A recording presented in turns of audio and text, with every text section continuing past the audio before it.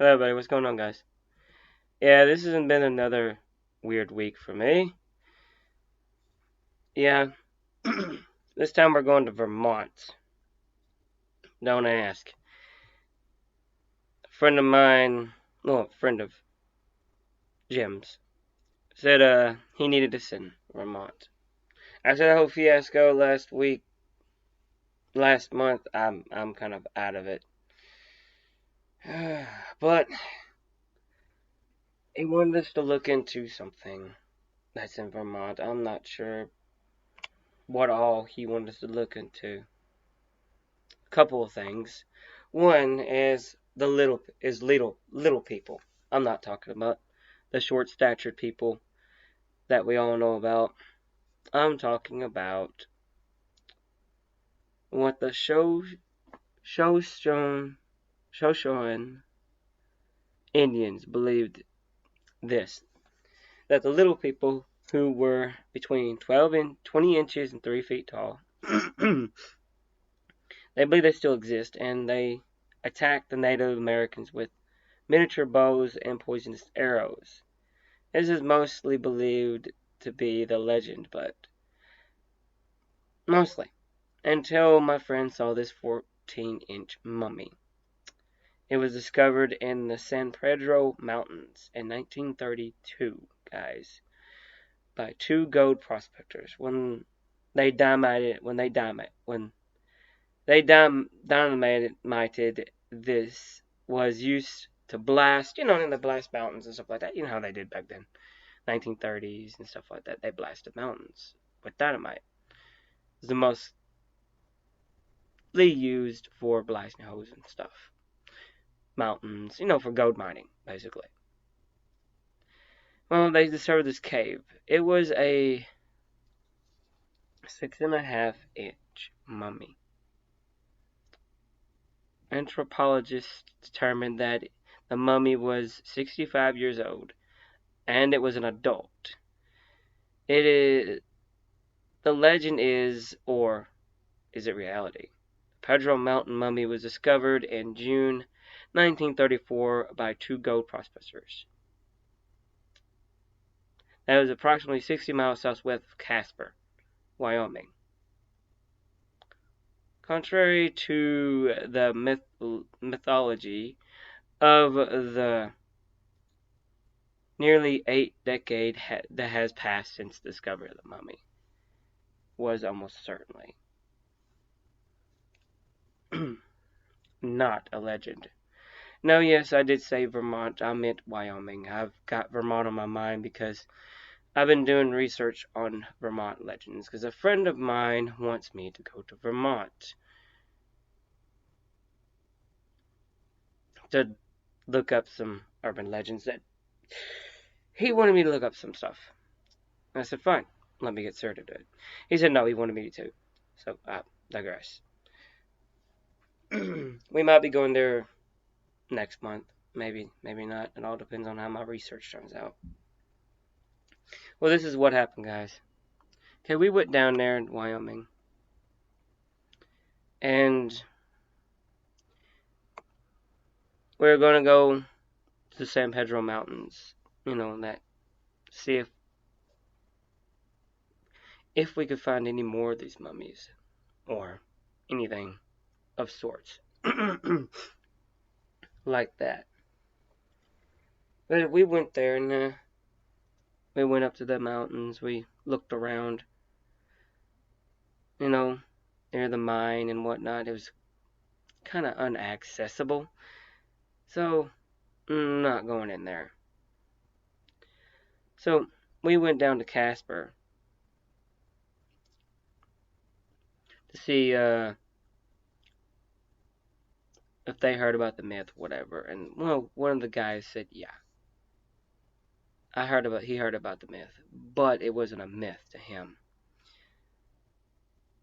See, he kind of went down in this cave near where the mines were, somewhere around that area.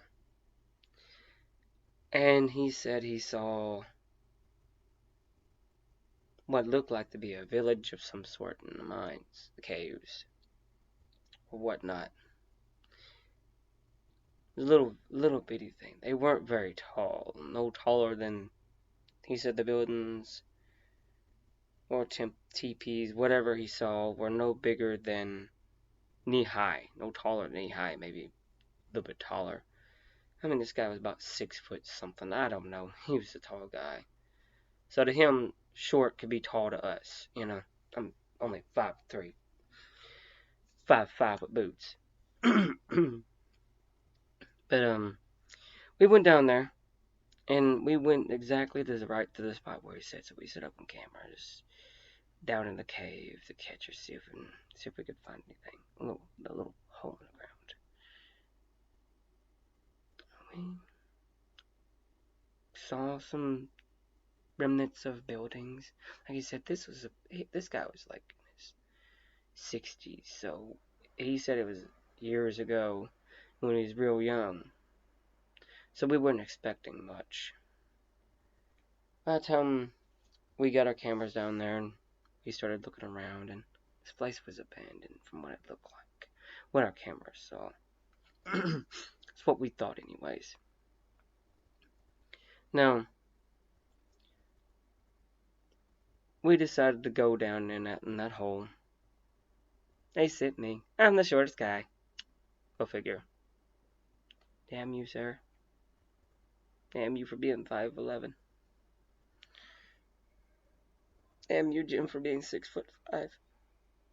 You send the 5'3" guy down a hole. Luckily, I got to carry my knife at least.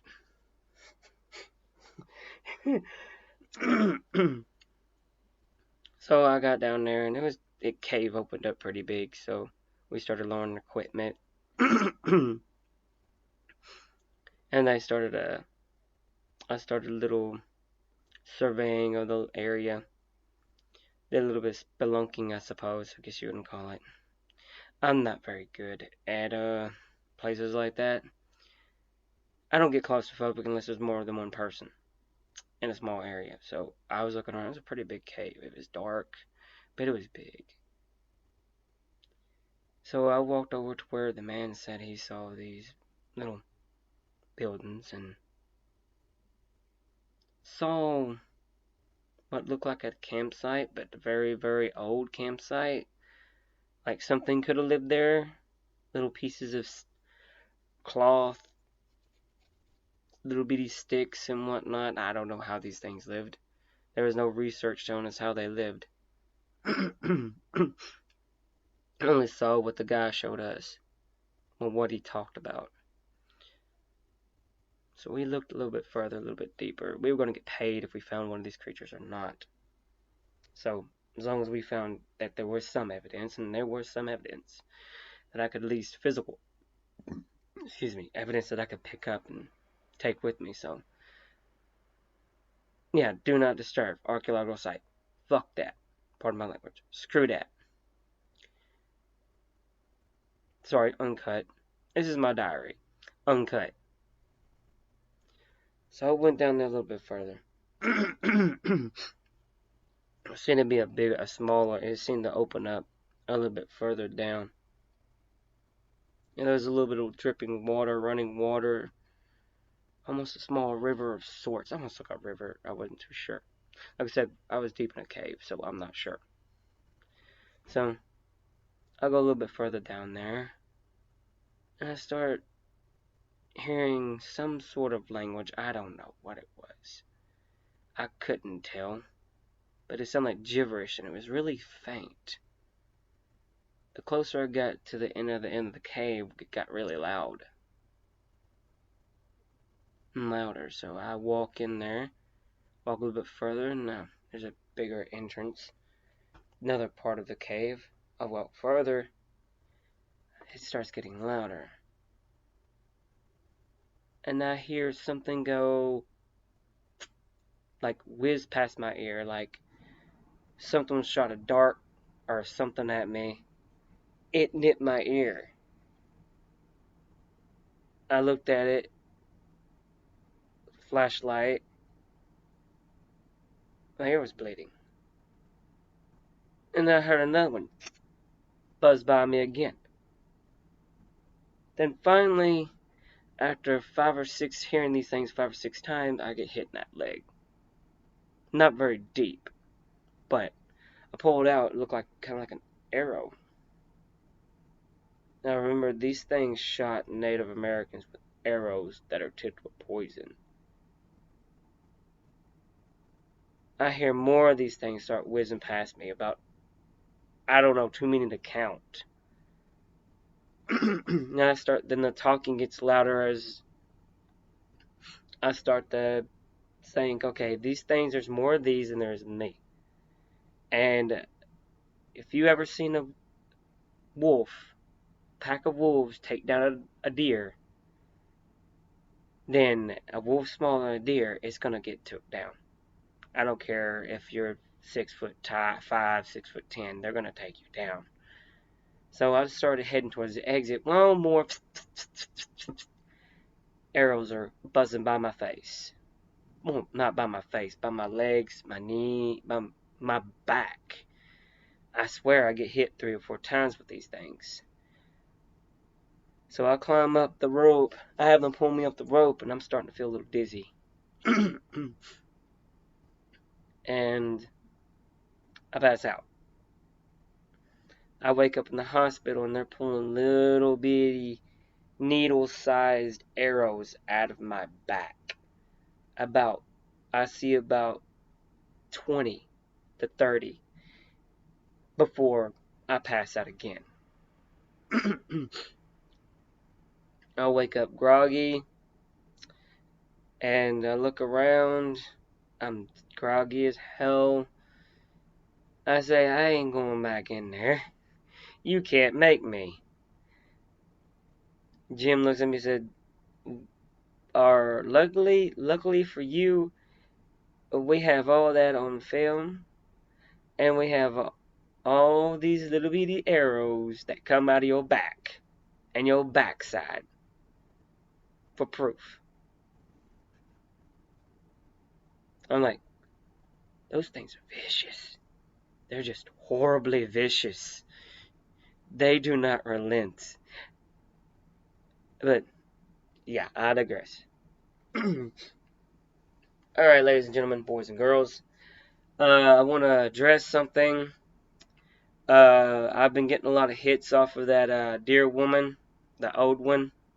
I might take it down, I might not. But there is another one I did that's only 7 minutes long. I have get a lot of complaints on that one, so yeah. Look at the new one. I'll link it in the description of this video or the next video, or I may have already done it on the people who are saying about that was so informative when it's really not. The other one's more informative. So yeah, with that said, ladies and gentlemen, good luck and good night. God bless.